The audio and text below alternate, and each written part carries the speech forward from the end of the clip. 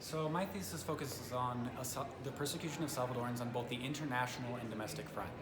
El Salvador has been in a deep crisis of violence since 2014, due to the fact that gangs control the country in place of the government. These gangs are generally homicidal, fickle, and exercise power very poorly. They're not interested in government per se, but they are the ones who control the majority of power. In consequence of gangsters' control of the country, El Salvador has had the highest homicide rate in the world for several years, and homicide rates that are comparable to Syria's and worse than most countries in war. In particular, within El Salvador, the children are persecuted heavily, children as young as 10 years old. Boys are forcefully recruited into gangs, girls are forced into sexual slavery.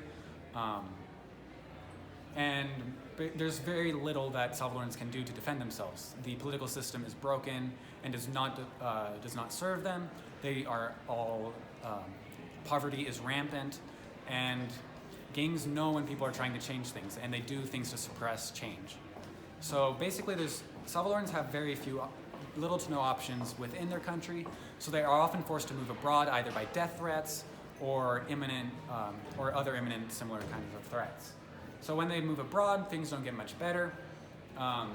Since 2014, due to negotiations between the Obama administration and Mexico has taken care of the majority of deportations of Central Americans. And in 2015, for example, Mexico deported more people than the United States did in terms of Central Americans. Mexico offers protections to less than 1% of children they capture. So, needless to say, they protect very little of the adults. There's widespread rape, murder, kidnapping, both by government and by cartels and other criminal organizations of migrants in Mexico. And then when they arrive at the U.S., many die in the crossing the border, and especially in the desert regions. They have the highest asylum rejection rate of any nationality in the world at 90%, more than Iran, Iraq, China, etc.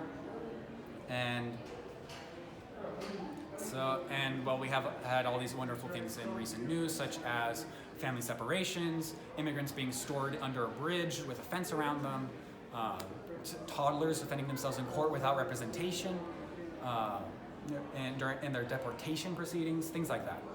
And this is basically what has caused the reaction with the caravans. The several caravans coming from Guatemala, El Salvador, and Honduras are all tied to the fact that they have been so heavily exploited for decades and refused immigration protections that they have banded together to gain more political, more democratic bargaining power.